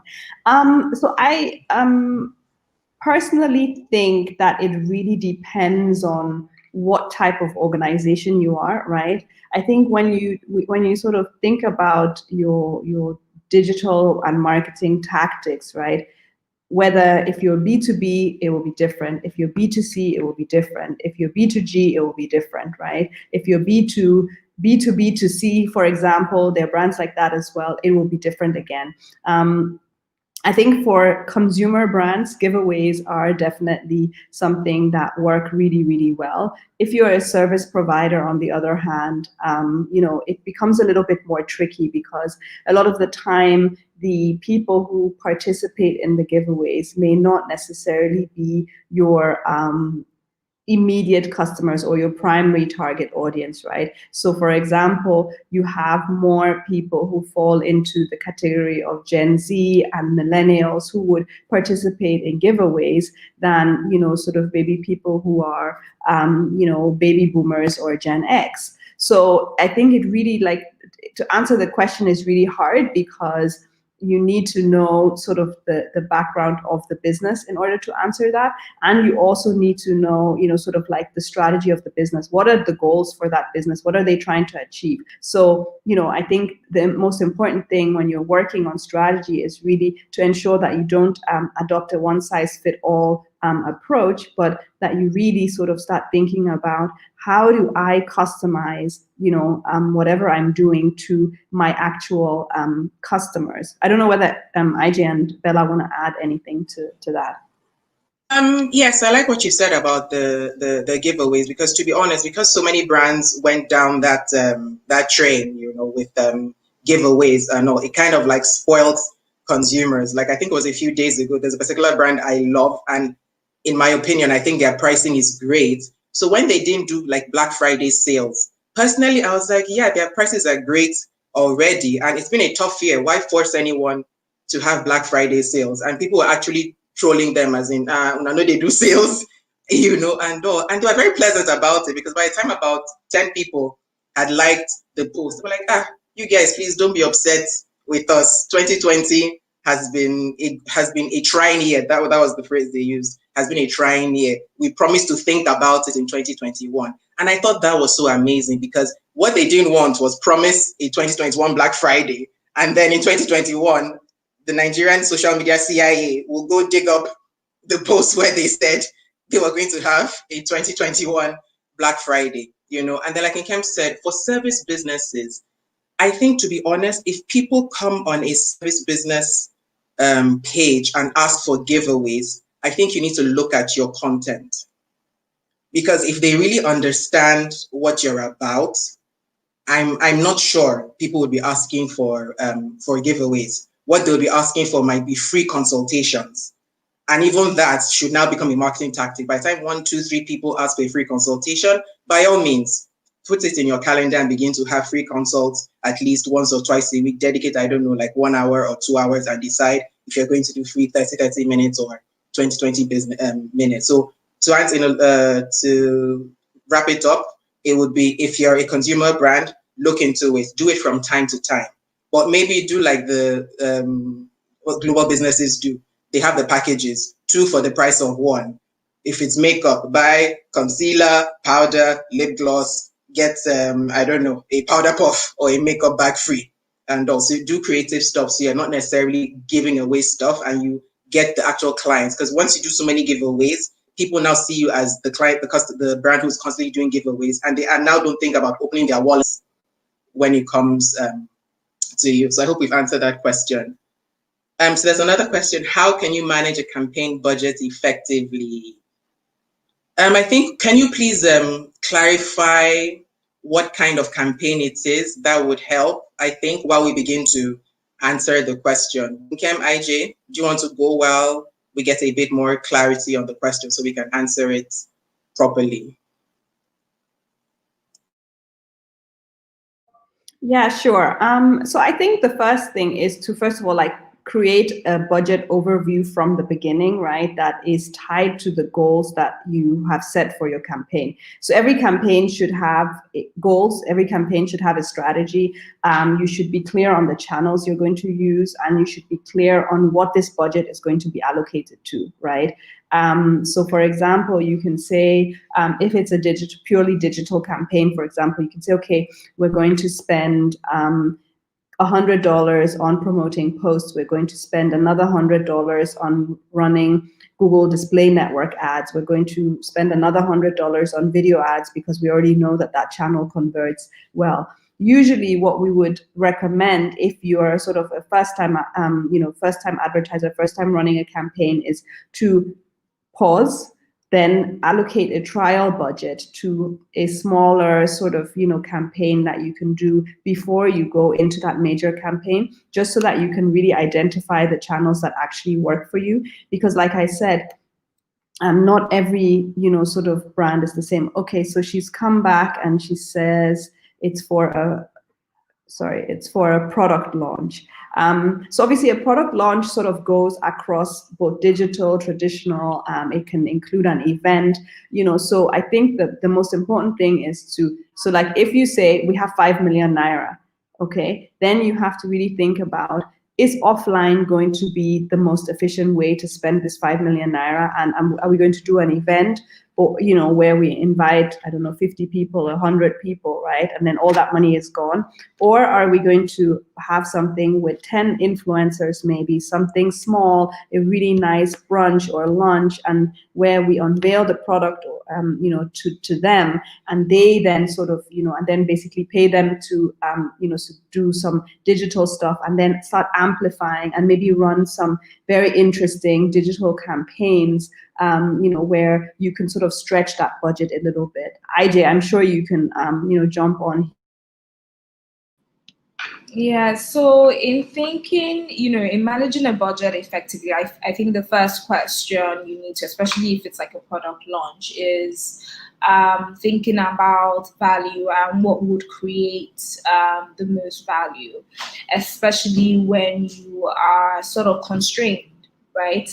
When you're not working with this sort of like unlimited budget. And, the truth of the matter is, no matter what organization you are, I guess except some, you're always sort of faced with budget constraints, right? So the question always boils down to what is the most sort of effective use of this budget. We have situations as a PR company, we have situations where we send clients a budget, and what I find very very like annoying is when clients come back to me, they've looked at my budget and then they've taken this out and taken that out and crossed this off and crossed that off. Why I understand, because for them, this is the number I want to work with. But what I always say is, when you change the number, the strategy completely changes, right? So if I know, I'm working with a 10 million naira budget, and I go into that sort of mindset, what I'm going to sort of say, okay, we can create value here, we can create value using this thing, we can do some online sort of things here, we can have like a bigger event, we can do this, we can do that. If now you come back to me and you tell me, the budget is, 50% less than what I had imagined it was going to be, of course, the strategy is going to change completely, right? Or to a certain extent. So I'm going from thinking, now I'm not thinking from the perspective of what will I do to sort of make, that would guarantee me value, from thinking, that would guarantee me value. So always assess it from that value creation point of view, and lead with that. And then there should be sort of an overarching strategy that is that guides you. And I think that helps with sort of budget allocation and knowing where and how to allocate your budget, if there's an overarching strategy, if there's an objective, right? So if now, for example, my objective in my product launch is to have an opportunity to sort of intimately interact with my consumers, and you come back to me and you tell me, from 5 million, my budget is only 2 million. I'm like, okay, since your objective is to, this product, clients need to see it, they need to look at it, they need to feel it, they need to have like that first-hand experience. I'm going to say, okay, then we need to have a face-to-face experience. So we now go maybe say, okay, it needs to be more experiential, no digital, or or more this, no this. So it really depends your objectives, and thinking about your objectives and asking yourself what would create the most value and allow me to reach my objectives. That should sort of be the driving force in allocating budget. Okay, thank you so much, IJ. And then, Patricia, well, let me give you like two quick tips. One tip is work backwards. If the product launch, you want to make sure you have, I don't know, 10,000 eyeballs. Figure out how many eyeballs do you need to get from which by the time people engage with it, you come to your number of 10,000. So for instance, conversion rates are what? For between 6, 8. If your product is amazing and just new in the market and exclusive and all of that, you can go up to 10%. So you can just do the numbers, and then you see, okay, what budget would get me those eyeballs so that by the time my conversion happens, I land at the number. That's a very good way of creating a budget. And something else in 2021, my people, let's stop trying to do everything on our own. Don't you have complementary brands that you can work with for product launches so that way the product launch shows actual usage? You know how when you go on Amazon or different e-commerce sites, they say people who bought this also looked at this. So think about your brand that way. What other thing would people buy to enjoy my product better? That is always a good way to go. So if for instance it's lipstick, there are not many people who are going to put on lipstick without some form of concealer or nice face cream or something, so just think about it along those lines, and hopefully you'll get more money for your buck. Okay, so next question we have is from Jumoke. She says, my business is solely online. Sometimes my conversation with the potential ends when we send them the cost of goods. Is it possible my followers are not my clients? How do I turn this around? Okay, I'm going to start on this, and then I'm sure Nkem will be able to, because if it's solely online, then Nkem is your girl. But what I would say is, if you're not a brand new business, who has bought from you in the past? Do you have their social media handles? Are you following them? Are they following you? This goes back to what Ijeoma was talking about when she said your target market and your target audience. So most likely, your followers are your target market, or at least most of them. So but the target audience and within the target market are those who are going to buy from you, who see themselves aligned with you, who identify with you. Remember we said about the identity economy. So you need to think about it. So I don't know if you can let us know that while Nkem goes at it. If you're not a new business, you need to begin to collate social media handles of your customers so that you begin to tag them on things. By the time somebody has kids who are age 4 and 2, for instance, if you sell maybe baby clothes or something, and somebody comes to your store with kids age 4 and 2, the kid who is 4 is going to grow very rapidly. If you have a social media handle, when you release a new collection, you're going to be tagging her on everything, So that's a trick. So please let us know if you're a new business or if you already have lots of customers, or at least a good number. And Kim Jones, add anything? Yeah, so I just wanted to add that I think also sort of like engaging customers, sometimes when people ask for prices, they may not actually, okay, she says her business is 3 years old. So sometimes when you ask for, when you give a price, right, the person is not really ready to buy, and it also depends on the price point, right? If it's something that is maybe, let's say, under 25K or so, those buying decisions are made much quicker than things that are of a higher value, right? Because consumers also have to think about, how do I spend my money? When do I spend my money? So you also need to look at, for example, if I come and I inquire, about your product, let's say middle of the month, chances are completely broke at that point, right? Waiting for the paycheck, barely making it through the next couple of days until the 25th, right? So if you already know that, sort of like consumer behavior is linked to when they actually have cash flow, then maybe you also need to be proactive and sort of send reminders and say, hey, it's the end of the month. We just wanted to follow up and see if, you're ready to purchase now. Or you can also throw in a discount at that point and just say, you know what, we currently have an offer. It's 10% valid for only 5 hours. That sense of urgency, right, also helps with converting sales. I think also one other trick is to try and get more contact information of these people, right? So ask, when you're giving them information on cost of the goods, ask them, do you mind giving us your email address? We would love to send you offers. We have a free coupon for anyone who gives an email address.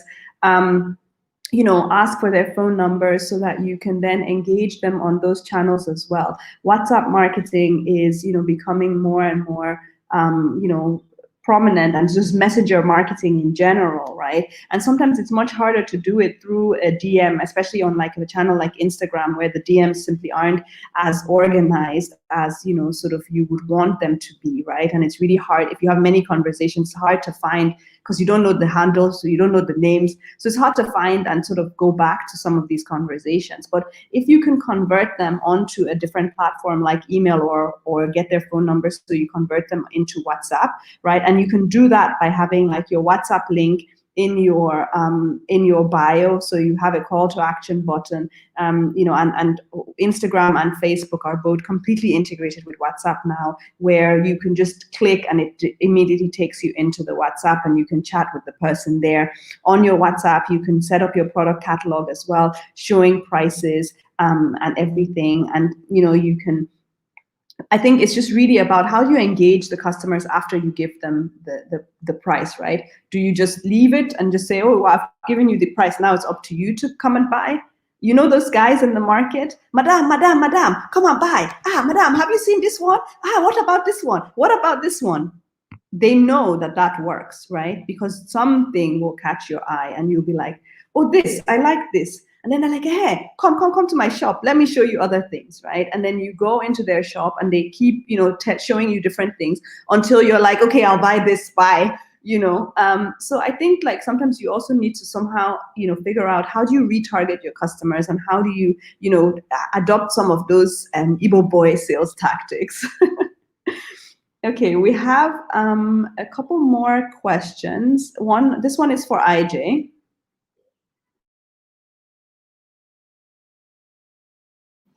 Agile. With agility, right? I think the key thing there is, truly embracing change, right?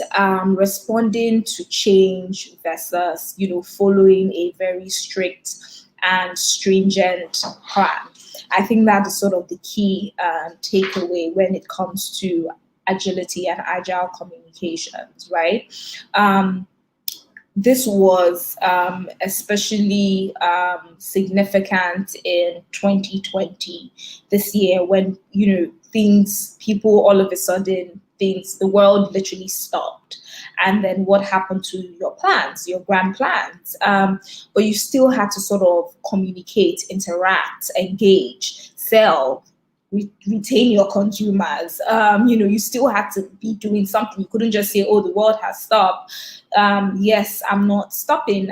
There's so many there's a list of companies that shows that companies that actually did well during the lockdown and made more money than they had made in a while, and they were winners during the lockdown. So being embracive of change, and like I said, it should be intrinsic. It should be an intrinsic culture that everyone within the company framework adopts. So it's not something that is that just one person is doing, or only the marketing team, or only this integrated section of the company. These are the people that can be agile. So it should be, intrinsic and really seep into the company culture.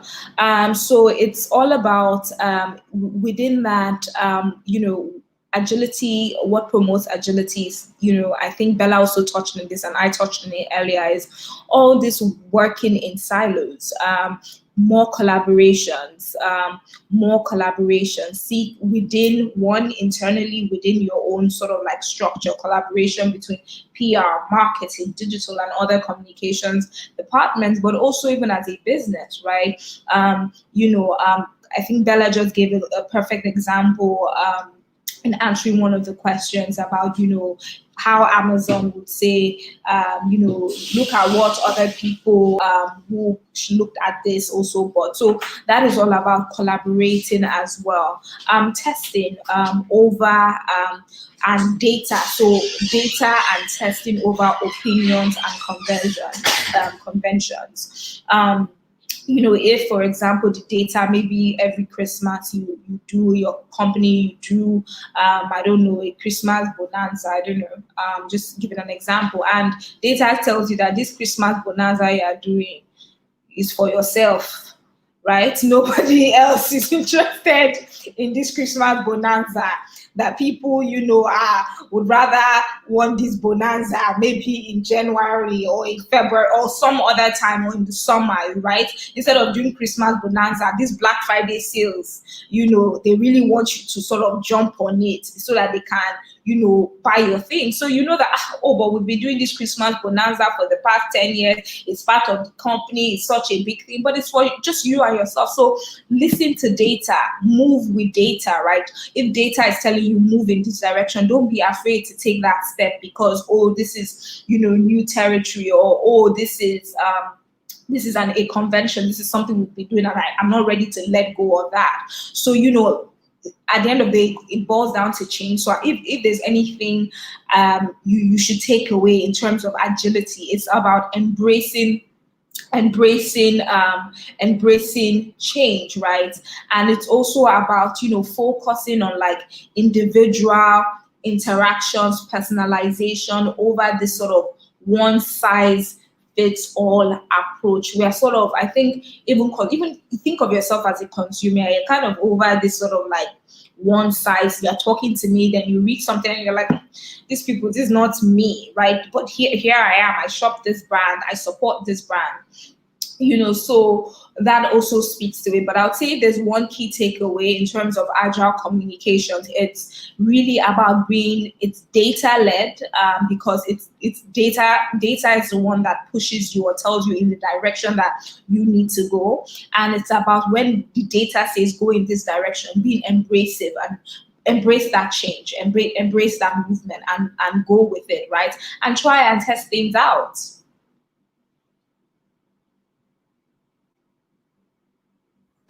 Thanks, IJ. Okay, we have another question here. This is from Francisca. She says, is it okay for a consumer brand to post about sales daily? What other ideas do you have for consumer brand social media posts? Do you have oh wow, that's like 3 questions. Do you have a document you can share or a link to help consumer brands strategize their value proposition and marketing for 2021? Oh, she says, thank you for the lightning session. Gracias. We're glad you found it enlightening. Okay, so I'm going to speak to this quickly because we're very mindful of time. We've gone almost 10 minutes over time, so I'm going to speak to this. So, is it okay for a consumer brand to post about sales daily? Yes and no. It depends. Is it an essential commodity like food? If it's food people eat every day, by all means, post about your sales every day. But if you're not an essential commodity, stagger things a bit. And I know we keep coming back to understanding your customers, but you need to look at your products and say, who are the people that are buying this product? Who are the people that need this product? What else is going on in their lives? Remember when I talked about psychographics? It's more than just knowing that your customers are females between the ages of 30 to 40, university graduates, live in Lekki, VI. No, it's gone beyond that. You need to know, okay, how does my brand tie into their lifestyle? So if, for instance, I don't know, your consumer brand is hair, for instance, you sell hair, you want to be able, anybody who is buying hair is quite conscious of their appearance. So how about you talking about 5 ways to treat your wig so it lasts longer? How about posts like the 2 hair dyes that are perfect for your weaves? So think about all the other things they are thinking about. So literally put yourself in their shoes. It will help you with content. And another trick I tell people, like a strategy that you should try and use, is have daily themes. Because what happens, why consumer brands end up posting about sales every day, is that they haven't taken time to create daily themes. So for instance, Monday, everybody does Motivational Monday. You can tie something about motivation around your product, so you can still use the hashtag that will get you eyeballs. Do you see? And besides, everybody who is buying one thing or the other wants to be motivated on Monday. So even if you can't find a nice subtle way to tie it in, please don't be the person who is using hashtag Big Brother when she's selling handbags. So please use the hashtags and the trends that are that resonates with your brand. Okay, so for other ideas, okay, so yes, I've already started. Other ideas, I have your daily theme. So Monday Motivational Monday, Tuesdays, you can be like Tuesday tips on how to enjoy your product. So take it a step further.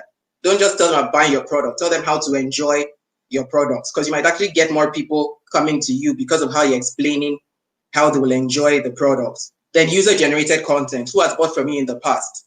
Can they send you pictures? And then all you do is you do a carousel. After the post where they take a picture or do a video with your product, you're like, the second post is as seen on, if it was maybe at Bella Ikeme who sent a video, you now put the product in the second slide, as seen on Bella Ikeme in prior slide. You're still selling, but it's just not about this. For instance, this hair weave, bone straight, is 200,000 naira. By 3 p.m., bone straight in color black and blue, 200,000 naira. Tomorrow, bone straight, no, I'm even bored just talking about it. And do you have a document? Please stay to the end. We'll talk to you about marketing for 2021. Okay, do we have any other questions? Okay, so this question says, oh, Nkem, please take this. Okay, so are there exceptions when it comes to companies that should build a digital presence, and how relevant is it for a construction company? Does it only apply to retail or manufacturing industries? I think building a digital footprint is for everyone, right? So the most important part is to figure out, why are you building your digital footprint? Who are the stakeholders that you want to engage with? So if you're a construction company, who are your customers, right? Are these individuals? Are these businesses that hire you to build for them? Is it the government, right? What are the, how do they engage? So if it's individuals, they would probably want to see you on social media channels so that they can see the beauty of the end product of this construction. If it's businesses that are hiring you to maybe build high rises, right? They want to understand that you have the technical expertise. This is probably best explained in sort of explainer videos on your website, as well as through email marketing, right? So you would sort of focus on those channels. If you're focused on government, for example, you probably want to have an online brochure, some type of video, as well as a website, and then sort of think about whether you want to engage on any other channels like email, for example, depending on whether these agencies are also, sort of modern and online. If not, that online presence really is more there for reference, and for them to, when they do, when you do bid for a tender, for them to be able to go online and actually search and say, oh yeah, oh, these people, oh, see what they built, right? So you can have your portfolio of sort of like the work that you've done, right? You can show the equipment that you have on your website. You can show, how many people work for you, right? You can show sort of really large construction projects. So let's say you've built Lagos-Ibadan Expressway, right? That is a really large project that you would want to showcase. You probably also want to attract partners, right? These can be local partners, they can be foreign partners. Probably also want to talk to maybe some complementing brands if maybe you need to lease equipment, or you need to get raw materials in, or you need like maybe to partner with an architect, right? These are reference points that they will go to first. I would never work with a business that doesn't have a proper online footprint, because I would just think that that business, sort of maybe isn't real, or that there's something, something fishy going on simply because they don't have an online presence. You also need to look at your competition. Companies like Julius Berger have amazing digital presences, right? So there's a reason why they're investing in that. There's a reason why they are using that to position themselves, right? People want to know who is on your board. People want to know, different little things about your organization. So it's really important to actually start building a digital presence. But obviously your digital presence will be very different from a company selling hair or selling shoes, right? The channels that you use will be different. The frequency in which you post will be different if you do choose to have social media channels. So it's really it's not a, sort of digital and, just integrated marketing communications as a whole. It's not a one size fit all approach, right? It is really customized to your business through the goals that you have, and aligned with the marketing objectives that you sort of come up with, whether that is brand awareness or consumer education, or just increasing sales, for example, right? It's important to sort of ensure that the assets that you create, the digital assets, actually play the role that you need them to play to get you to the goals that you've set. So I hope that answers the question. And I think with that, we'll close questions. I'm going to hand over to Bella just to close this session quickly. Okay, thank you all so much for joining us in this session. We've had a lot of fun, I'm sure you can tell, and we hope you've had an insightful session as well. So I don't know how many of us were there at the beginning. So like we said, we work together across different aspects of marketing, and then together we deliver integrated marketing communications. And it's from a deep yearning to help Nigerian businesses or Pan-African businesses in general, to do better with their online and offline marketing, messaging, and communications, because it's a yet understood terrain, and going by, I think we had less than 25% of the guests who joined having an actual documented marketing strategy. So like you can tell, there's a lot of work to be done, and this is what, December 10th, and there's no documented strategy, so it's very important. If we thought 2020 was fast, 2021 is going to be even quicker, because everybody's going to try and play catch up from what they lost in 2020. So we have strategy sessions coming up in January for different kinds of businesses, because it appeals to all kinds of businesses, because they're trying to build awareness, gain market dominance, increase revenue, gain brand equity. So we have group or custom 2021 integrated marketing strategy sessions in January. I think we have 2 dates penned, but it depends on what dates people prefer, and then we'll confirm to those who register. So please go to www.scaly.ng to book for a group or custom session. So what this session is actually, it's a workshop style session. Like here, we've done all the talking, and that is because we're not able to deliver any true value to unique brands because we don't understand your unique position. If you were paying attention, even with the questions, we try to get people to give more information, because the more information you give, the better the answers, and then invariably the strategy that will be developed will be. So this workshop is what you need to gain clarity, erase all your doubts. It will help you understand what you should be doing and why you should be doing it. It will help you to create a system, most importantly, where you're literally just plugging and playing, because the different elements are able to work on their own when they need to, but still with an overarching strategy guiding all the tactics. Because like we know, there are tactics and tools unique to digital, there are those unique to traditional, there are those unique to PR, but as long as there's an overarching strategy that brings it all together based on your business goals, you are able to do better. And then you might ask, who is the workshop for? Just like this session, it's best suited for entrepreneurs, CEOs, C-level executives, and chief marketing officers. And this is because by the time a strategy is adopted from top to bottom, it makes it easy for bottom to top to adapt. So you no longer have a situation whereby the chief marketing officer is completely frustrated because he knows what his brand should be doing, but because the board members don't get it or the CEO doesn't get it, it dies a natural death. And then you have so many brands that are doing all kinds of things that don't make any sense but cost a lot of money. Meanwhile, the people who are lower on the cadre know what they should be doing, but just don't have the buy-in at the top to make it happen.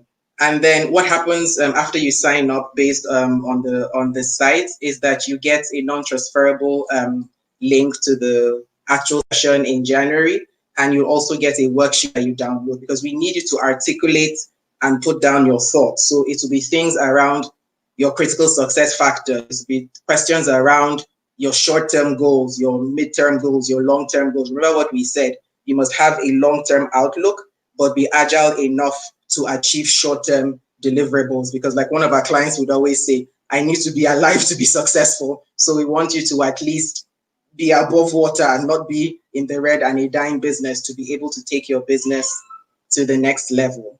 So I hope this kind of answers a lot of questions we had as to next steps, and we look forward to also winning, accelerating to win in the new normal. But one thing I can tell you, and the three of us know, is that 2021 is going to be extremely interesting for consumers, for brands, for everybody. It's going to be a very interesting year. So the better prepared you are for it, the better you will do. So Nkem, IG, any last thoughts so we can let people go? Yeah, I think sign up and let's work together. Yes. All right, then. It's been an amazing evening. Everybody have a good evening, and we look forward to speaking with you beyond this. Happy New Year. Yay, 2021.